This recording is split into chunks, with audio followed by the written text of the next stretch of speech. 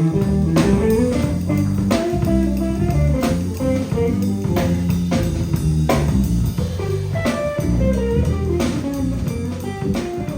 more medals than some people have fingernails.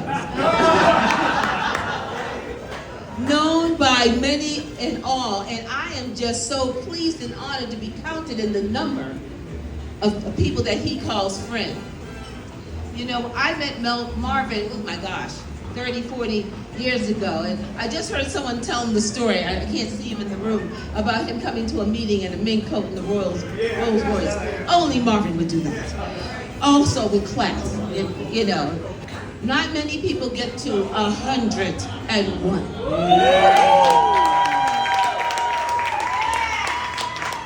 And we're pretty much a pop-up museum. We tell stories of Cambridge, across Cambridge. And last year, at Marvin's 100th birthday, he was our featured guest that we had the opportunity to interview at the age of 100 at the historic Brattle Theater.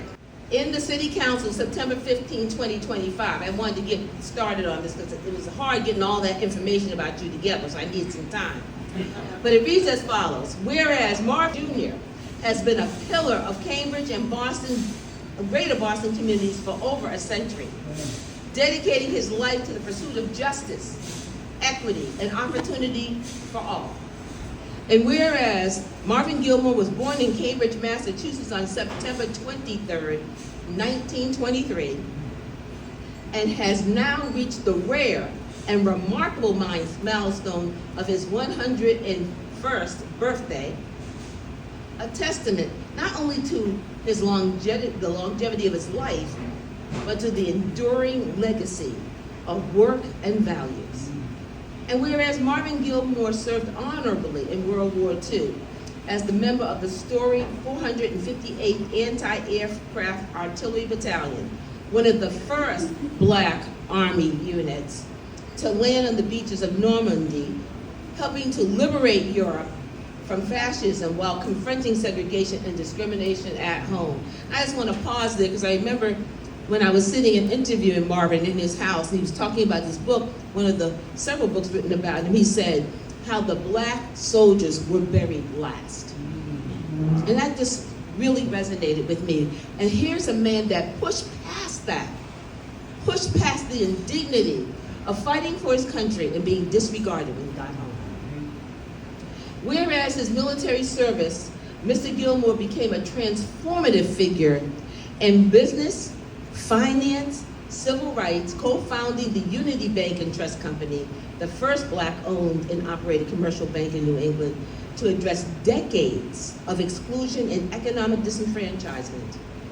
And whereas throughout his long and distinguished life, Marvin Gilmore has been an advocate, mentor, trailblazer, role model, breaking barriers, uplifting his community, and using his voice and influence to bring about systemic change.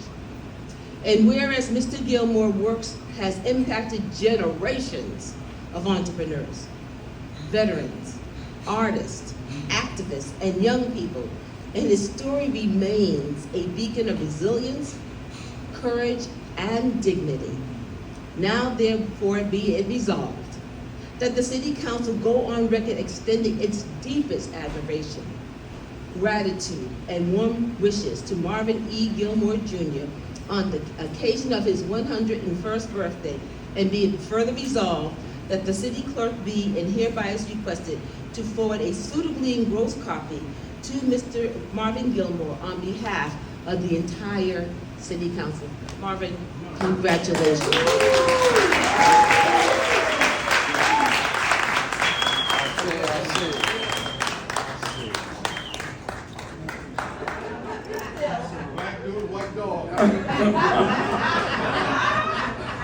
But to be yourself is so important, to be yourself.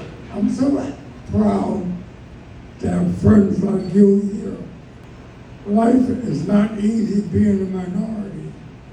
Today, if you don't like your door, somebody will open it for you, but not the best way. All right? Why am I here? And why did I do all the things I've done?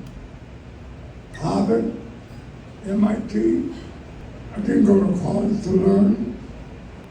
I looked at my grandmother who was a slave. Son, I want you to be somebody. But what somebody meant? What did somebody meant? You're going to do it no matter what.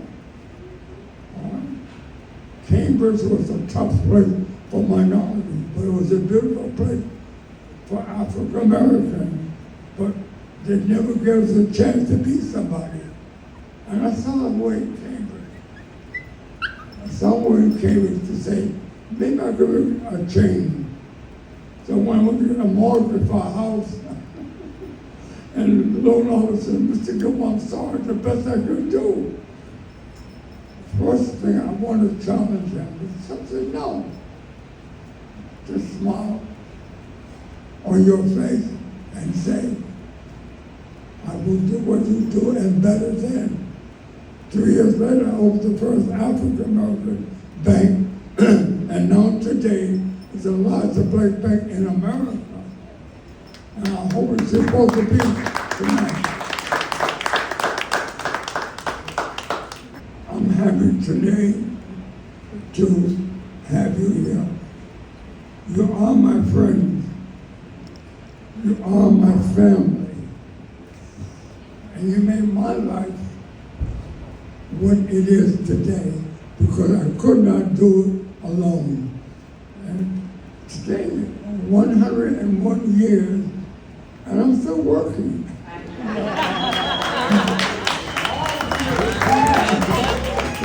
Inspired all of us to play music. This one's called Red Baron.